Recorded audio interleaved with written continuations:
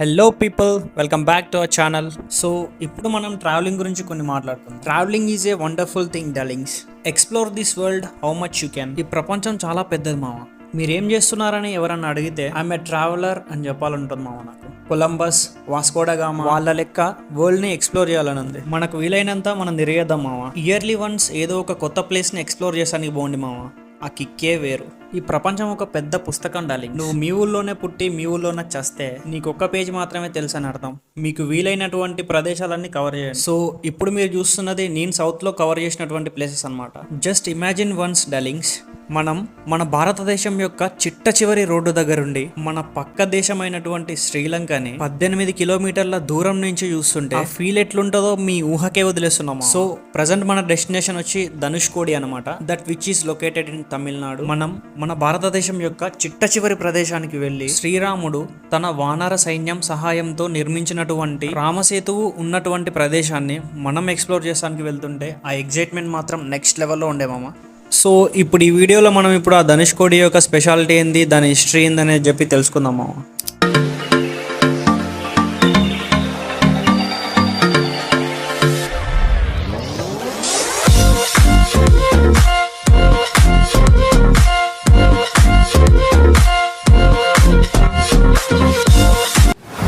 So guys, present మనం ఇప్పుడైతే రామేశ్వరంలో ఉన్నామన్నమాట. ఈ రామేశ్వరంలో ఉన్నటువంటి అద్భుతమే రామసేతు అన్నమాట. ఈ రామసేతు రామేశ్వరం నుంచి దాదాపు ఒక 20 కిలోమీటర్ల దూరంలో ధనుష్కోడి అనే ప్లేస్ నుంచి శ్రీలంకకు శ్రీరాముడైతే ఈ బ్రిడ్జ్ని అయితే కట్టడం జరిగింది. ఈ బ్రిడ్జ్ ధనుష్కోడిలో మొదలై శ్రీలంకలో ఉన్నటువంటి మన్నార్ దీవుల వరకు అయితే ఈ బ్రిడ్జ్ని అయితే నిర్మించడం జరిగింది. ఈ రామసేతువుని సాక్షాత్ శ్రీరాముడే తన వానర సైన్యంతో నిర్మించడం జరిగింది. లంకలో ఉన్నటువంటి రావణాసురుడిని చంపడం కోసం, అలాగే సీతాదేవిని తిరిగి తన దగ్గరికి తీసుకురావడం. ఈ బ్రిడ్జ్ని అయితే అప్పుడైతే కట్టారు.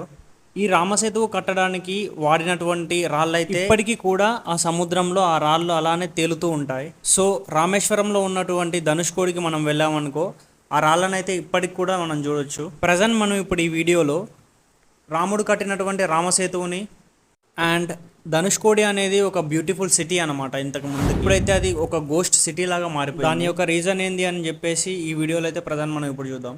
గైస్, మనకైతే ధనుష్కోడి అయితే ఇక్కడ నుంచి స్టార్ట్ అవుతుంది అనమాట. అక్కడ లెఫ్ట్ సైడ్ లో కనిపించేదే ఇంతకు ముందుకి ఇక్కడ ఉన్నటువంటి రైల్వే స్టేషన్ అనమాట. మనకి స్ట్రైట్ గా కనిపించేది light house of Dhanushkodi. So ఇక్కడ నుంచే ధనుష్కోడి రూట్ అయితే స్టార్ట్ అవుతుంది అనమాట. ఈ రోడ్ కి లెఫ్ట్ సైడ్ ఒక సముద్రం, రైట్ సైడ్ ఒక సముద్రం, రెండు సముద్రాల మధ్యలో ఈ రోడ్ అయితే కంటిన్యూ అవుతుంది అనమాట. ఆ వ్యూ పాయింట్ మాత్రం నెక్స్ట్ లెవెల్లో ఉంటుంది మామ. ప్రజెంట్ మనం ఇప్పుడు చూస్తున్నది రామసేతువు కట్టడానికి వాడినటువంటి రాయి అన్నమాట. మనం ఆ రాయిని వాటర్లో ఎంత కిందికి నెట్టడానికి ప్రయత్నించినా అది మళ్ళీ తేలాడుతూనే ఉంటుంది. ఇది సముద్రం లోపల ఉన్నటువంటి రాయి అన్నమాట. ఆ రాయిపై మనిషి నిలబడ్డా కూడా అది పైకి తేలుతూనే ఉంటుంది, కానీ లోపలికైతే పోదన్నమాట.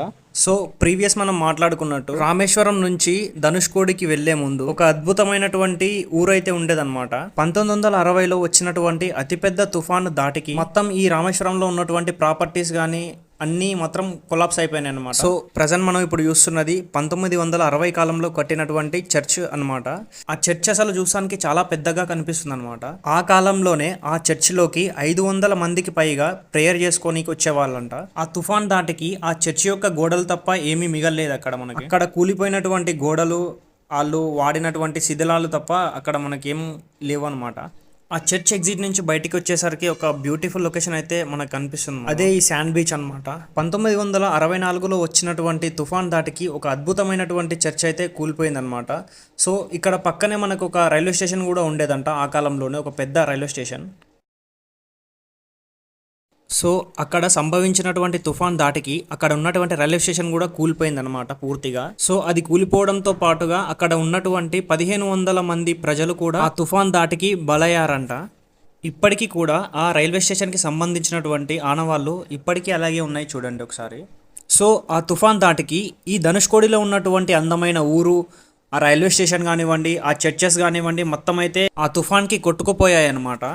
మరియు చాలా మంది ప్రాణాలు కూడా కోల్పోయారంట తుఫాన్ దాటికి. ఆ తర్వాత ఇదంతా గమనించినటువంటి తమిళనాడు గవర్నమెంట్ ఈ ప్రదేశం మనుషులు జీవించడానికి సరైన ప్రదేశం కాదని చెప్పి కొన్ని ఉత్తర్వులు జారీ చేసిందంట.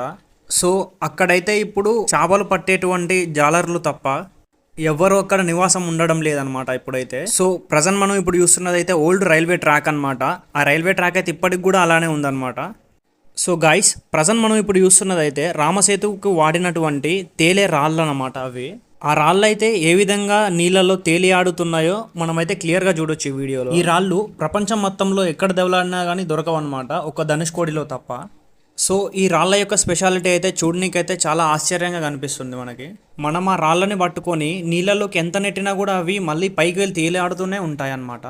ప్రజెంట్ మనం ఇప్పుడైతే ఆ రాళ్ళు అనేవి ఎలా తేలాడుతున్నాయో బకెట్లో మనమైతే క్లియర్గా చూడొచ్చు ఇక్కడ వీడియోలో. రామసేతు మనకి ఇంకో 2 కిలోమీటర్ల దూరంలో ఉంది అన్న సమయంలోనే ఇది మనకి కనిపిస్తాయి అన్నమాట ఇవన్నీ. సో ఇప్పుడు మనం మన భారతదేశం యొక్క చిట్ట చివరి ప్రదేశానికి వెళ్ళి శ్రీరాముడు కట్టినటువంటి రామసేతువుని చూడడానికి అయితే వెళ్తున్నాం అన్నమాట. ఇక్కడ నుంచి మనకి ధనుష్కోడి ఒక 2 కిలోమీటర్లు వస్తుంది మామ. ఈ జర్నీలో మధ్యలో రోడ్లో నుంచి మనం వెళ్తుంటే మనకి 2 వైపులా 2 సముద్రాలు ఉంటాయి మామ. ఈ రోడ్డుకి 2 వైపులా ఇసుక రేణువులు కూడా ఉంటాయి అన్నమాట. ఈ రోడ్ జర్నీని మనం ఎక్స్ప్లోర్ చేస్తుంటే ఆ ఫీల్ మాత్రం నెక్స్ట్ లెవెల్లో ఉంది.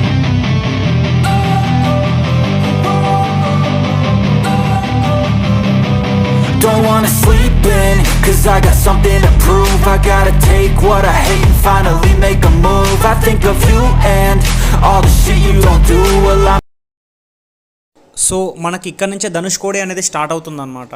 మన రోడ్డుకి ఇరువైపులా 2 సముద్రాలు ఉన్నాయని చెప్పాం కదా ఇందాక. అది ఒకటి ఇండియన్ ఓషన్ అండ్ రెండవది బే ఆఫ్ బెంగాల్ అనమాట. సో ఫైనల్లీ ఇప్పుడు మనమైతే మన భారతదేశం యొక్క చిట్ట చివరి రోడ్డు అయినటువంటి ధనుష్కోడి దగ్గరికి అయితే వచ్చేసామన్నమాట. మనం ఏమైనా వెహికల్ తీసుకెళ్ళి ఉంటే పార్కింగ్ మాత్రం ఆ రోడ్ మీదనే లెఫ్ట్ సైడ్ లో పెట్టుకోవాలన్నమాట. ప్రజెంట్ మనం ఉన్న ప్లేస్ నుంచి శ్రీలంక ఒక 18 నాటికల్ మైళ్ళ దూరంలోనే ఉంటుందన్నమాట. సో ఈ ప్లేస్ మనకి జూన్నిక ఒక రౌండ్ సర్కిల్ లెక్క కనిపిస్తుంది అనమాట. ఈ రౌండ్ సర్కిల్ లోపలికైతే వెహికల్స్ అయితే ఎలా ఉండవు అనమాట. పార్కింగ్ ప్లేస్ మొత్తం బయటనే చూపిస్తుంది మనకి. సో రామేశ్వరం నుంచి మనకి ధనుష్కోడి అయితే ఒక 20 కిలోమీటర్స్ దూరంలో ఉంటుంది. ట్రాన్స్పోర్టేషన్ కి అయితే మనకి ఆర్టీసీ బస్సెస్ కూడా అవైలబుల్ గా ఉంటాయి అనమాట. 30 రూపీస్ ఛార్జ్ చేశారు వాళ్ళు. ఈ ధనుష్కోడి ఎండింగ్ పాయింట్ దగ్గరనైతే మనకు ఒక 4 సింహాల స్టాచ్యూ అయితే కనిపిస్తుంది అనమాట. ఇక్కడ అయితే ఒక యూటర్న్ లాగా ఉంటుంది అనమాట మొత్తం చూసానికి రౌండ్ సర్కిల్ లెక్క. సో ఇదే మన ఇండియా యొక్క చిట్ట చివరి రోడ్ అనమాట. సో ఇక్కడే మనకు ఒక ఇంట్రెస్టింగ్ థింగ్ ఉంది మామ. ప్రీవియస్ మనం అయితే Arabian ocean and Indian ocean అయితే ఉన్నాయని చెప్పాం కదా రోడ్ సైడ్. ఆ Indian ocean and Arabian ocean అయితే ఈ ఎండ్ పాయింట్ దగ్గరనైతే కలిసిపోతాయి అనమాట రెండు. ఇంతకు ముందుకి మనం ఒక ఇంట్రెస్టింగ్ థింగ్ అని ఒకటి మాట్లాడుకున్నాం కదా. అదేంటి అంటే రైట్ సైడ్ లో ఉన్నది మనకు ఇండియన్ ఓషన్ అనమాట, లెఫ్ట్ సైడ్ లో ఉన్నది బే ఆఫ్ బెంగాల్ ఓషన్. మన ఇండియన్ ఓషన్ అయితే మొత్తం అలలతో నిండి ఉంటుందన్నమాట. సో దీని వెనకాల ఒక ఇంట్రెస్టింగ్ కథ ఉంది మామ. శ్రీరాముడు రామసేతువుని నిర్మించే సమయంలో వాళ్ళు వాడినటువంటి రాళ్లను సముద్రంలోకి విసిరినప్పుడు ఆ రాళ్ళనేవి ఆ సముద్రం యొక్క అలల తాకిడికి కాన్స్టెంట్ గా ఉండకుండా అటు ఇటు కదిలేవంట. సముద్రంలో అలలు రాకుండా ఒకే దగ్గర కాన్స్టెంట్ గా ఉండమని చెప్పి శ్రీరాముడు సముద్ర దేవుణ్ణి అయితే ఒక వరం కోరాడంట. ఆ వరం మేరకు ఇప్పటికీ కూడా ఆ సముద్రం అటు ఇటు కదలకుండా ఒకే దగ్గర ఉంటుందన్నమాట. సో శ్రీరాముడు కట్టినటువంటి రామసేతువు యొక్క ఆనవాళ్ళు ఇప్పటికి కూడా అలాగే ఉన్నాయన్నమాట. ఆ ఆనవాళ్ళని మేమైతే జాలరుల సహాయంతో షిప్ లోకి వెళ్ళి లైవ్ లో చూసామన్నమాట. 1996లో వచ్చినటువంటి తుఫాన్ తాకిడికి ఆ బ్రిడ్జ్ అయితే ఆ రామసేతువు అయితే చిల్లాకొల్లం అయిపోయింది అనమాట. ప్రజెంట్ మనం ఇప్పుడు చూస్తున్నది ఆ బ్రిడ్జ్ యొక్క ఆనవాళ్ళు అనమాట. ఈ రామసేతువుని మనం నాసా శాటిలైట్ నుంచి కనుక చూసినట్లయితే ఈ విధంగా కనిపిస్తుంది అనమాట. ఇప్పటికి కూడా ఆ బ్రిడ్జ్ అయితే అలాగే ఉందని చెప్పి నాసా సైంటిస్టులు కూడా ధృవీకరించారు. ఇది సాధారణంగా ఏర్పడినటువంటి బ్రిడ్జ్ అని చెప్పి చాలా మంది వాదించడం జరిగింది. కానీ నాసా శాస్త్రవేత్తలు మాత్రం ఇక్కడికి వచ్చి ఈ బ్రిడ్జ్ని టెస్ట్ చేసి మరి ఈ బ్రిడ్జ్ని అయితే ఎవరో కట్టారు అని చెప్పేసి వాళ్ళు కూడా చెప్పేశారు. ఆ రామసేతువు కట్టడానికి వాడినటువంటి రాళ్ళు అయితే ఇప్పటికి కూడా సముద్రంలో తేలియాడుతూ ఈ ఫ్లోటింగ్ స్టోన్స్ అనేవి ప్రపంచంలో ఇంకెక్కడ దొరకవని అండ్ కొన్ని వేల సంవత్సరాల క్రితం ఎవరో తీసుకొచ్చి ఇక్కడ పెట్టారని చెప్పి అమెరికన్ సైంటిస్టులు కూడా నిర్ధారించారనమాట. సో మన ధనుష్కోడి యొక్క హిస్టరీ అయితే ఇది మామ.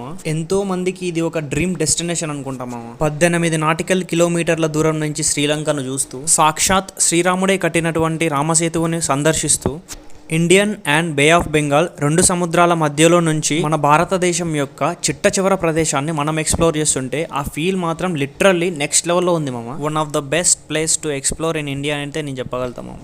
So please do make a comment on this video. Until then signing off yours Nikki.